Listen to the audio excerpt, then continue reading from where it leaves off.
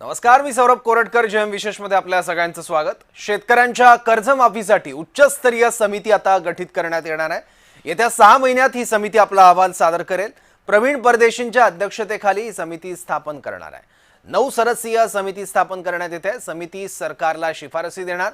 मुख्यमंत्री देवेंद्र फडणवीस आणि बच्चू कडू यांच्यात चर्चा होते आहे. शेतकरी कर्जमाफी संदर्भात दोन्ही नेत्यांमध्ये ही चर्चा होते आहे. दरम्यान बैठकीआधी कडू आणि मुख्यमंत्री फडणवीस यांनी माध्यमांना काय प्रतिक्रिया दिली होती ती पाहूया. मुझे लगता है कि हम बहुत सकारात्मक हिसाब से जा रहे हैं उनके पास. हमें लगता है कि देवाभू इस पर जो किसान पे अभी जो अकाल गिरा है और इसके बारे में बहुत सोचकर आगे कदम डालेंगे. और यहाँ श्रेयवाद नहीं, कोई राजनीति नहीं, ये आशीर्वाद का काम है और उन्होंने लेना चाहिए. आमची चर्चा आहे संध्याकाळी 7 वाजता. मी आणि दोन्ही उपमुख्यमंत्री आणि आमचे मंत्री हे आम्ही सगळे त्या ठिकाणी त्यांच्या शिष्टमंडळासोबत चर्चा करणार आहोत आणि चर्चेतनं मार्ग निघत असतात. मी त्यांनाही सांगितलेलं आहे की कोणीच आडमुठी भूमिका घेऊ नये. आपल्याला सगळ्यांना शेतकऱ्यांचं हित बघायचं आहे.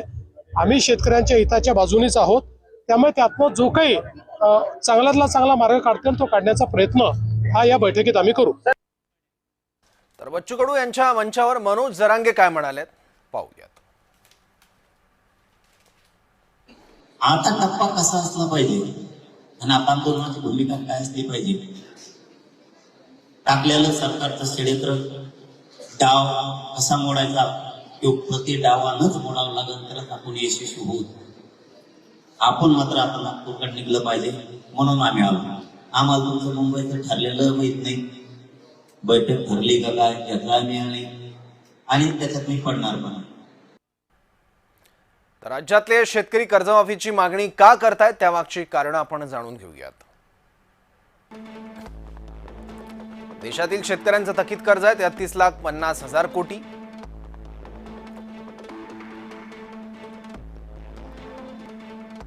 शेतकऱ्यांच्या थकीत कर्जामध्ये सगळ्यात मोठा वाटा महाराष्ट्राचा आहे.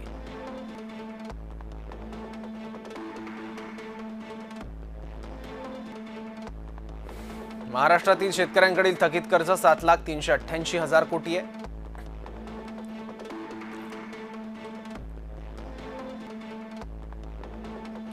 महाराष्ट्रातील थकबाकी असलेले शेतकरी 1,46,00,000 इतके आहेत.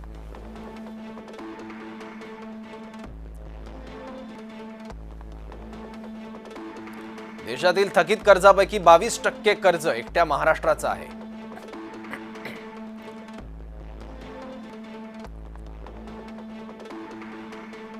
शेतकऱ्यांच्या थकीत कर्जात दुसरा क्रमांक तामिळनाडू राज्याचा आहे.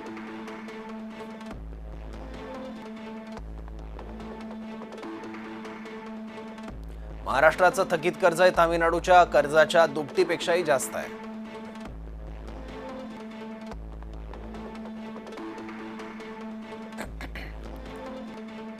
तर कोणत्या राज्यात शेतकऱ्यांची किती थकबाकी आहे तेही पाहूयात.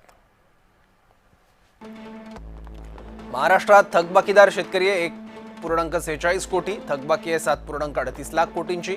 तामिळनाडूमध्ये थकबाकीदार शेतकरी आहे 2.88 कोटी. थकबाकी आहे 3.48 लाख कोटींची. आंध्र प्रदेशमध्ये थकबाकीदार शेतकरी 1.57 कोटी. थकबाकी आहे 3 लाख कोटींची. उत्तर प्रदेशात 1,80,00,000 थकबाकीदार शेतकरी आहे आणि त्यांची थकबाकी आहे 2.30 लाख कोटींची. राजस्थानात 1 कोटी थकबाकीदार शेतकरी आहे. त्यांची थकबाकी आहे 1.75 लाख कोटी. कर्नाटकात 1,61,00,000 थकबाकीदार शेतकरी आहे. त्यांची थकबाकी आहे 1.57 लाख कोटींची. मध्य प्रदेशमध्ये थकबाकीदार शेतकरी आहेत 99 लाख. थकबाकी आहे 1.50 लाख कोटींची. तेलंगणात 77 लाख थकबाकीदार शेतकरी आहे. त्यांची थकबाकी आहे 1.42 लाख कोटींची. तर बच्चू कडू यांच्या आंदोलनाचा प्रवास नेमका कसा राहिलाय ते आपण जाणून घेऊयात. 27 ऑक्टोबरला बच्चू कडूंचा एल्गार मोर्चा सुरू झाला. अमरावतीमधून बच्चू कडूंच्या मोर्चाला सुरुवात झाली.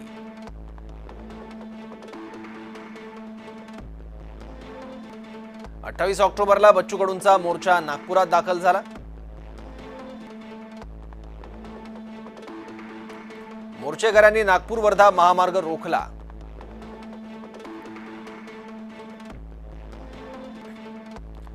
आंदोलनामुळे हजारो गाड्या अडकून पडल्या.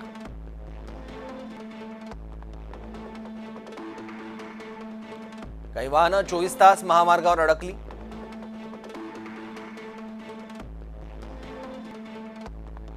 आंदोलकांकडून रेल्वे रोखण्याचाही प्रयत्न झाला.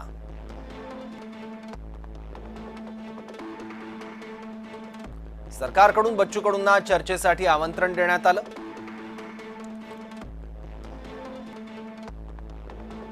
मुंबईत चर्चा करायला बच्चू कडूंनी नकार दिला.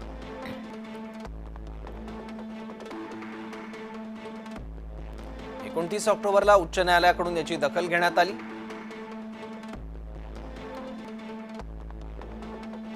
महामार्गाच्या बिकट अवस्थेमुळे सुमोटो याचिका दाखल करण्यात आली. 6 वाजेपर्यंत महामार्ग मोकळा करण्याचे आदेश देण्यात आले.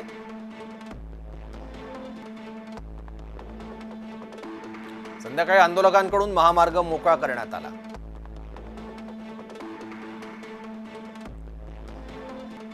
बुधवारी रात्री सरकारचे प्रतिनिधी आंदोलनस्थळी दाखल झाले. बच्चू कडूंची सरकारच्या प्रतिनिधींशी चर्चा.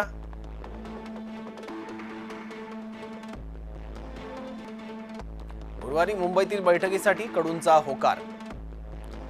त्यानंतर बच्चू कडू मुंबईत दाखल झाले. मुख्यमंत्र्यांसोबत त्यांनी चर्चा केली. गुरुवारी सकाळी मनोज जरांगे आधी आंदोलनस्थळी आले होते.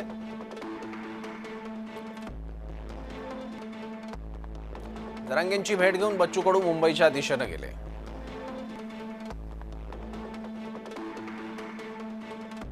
दुपारी 3:30च्या सुमारास बच्चू कडू मुंबईत दाखल झाले.